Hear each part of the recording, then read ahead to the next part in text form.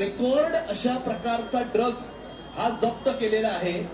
Record drugs जप्त केले संपूर्ण देशामध्ये।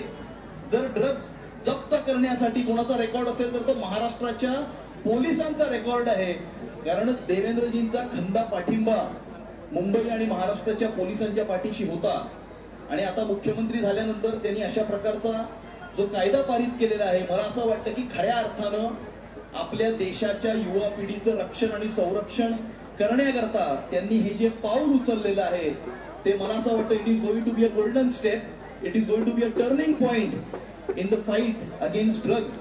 आणि अशा प्रकारे अजय कौल सरांसारखे जे समाजामध्ये काम करणारी व्यक्तिमत्व असतात ती अशा प्रकारची अवेअरनेस क्रिएट करून पण समाजामध्ये आपल्या युवकांमध्ये विशेष करून जे एक प्रकारचं अवेअरनेस क्रिएट करतात। मला असं वाटतं की देवेंद्रजींसारखा राज्यकर्ता आपलं असलेलं सरकार आणि अजय कौल सरांसारखे व्यक्तिमत्व या सगळ्यांच्या जॉईंट एफर्टने येणाऱ्या काळामध्ये पूर्णपणे आपण ड्रग्जला आपल्या समाजातून उखडून फेकून देऊ अशा प्रकारचं आपण सर्व मिळून सर्वांनी हा संकल्प केला पाहिजे। समीरजी पण इथे आहेत, त्यांनी ड्रग्सच्या विषयामध्ये खूप अभूतपूर्व अशा प्रकारचं काम ते ज्या वेळेला त्या एनसीबी मध्ये होते त्यावेळेला त्यांनी अभूतपूर्व अशा प्रकारचं काम केलेलं आहे।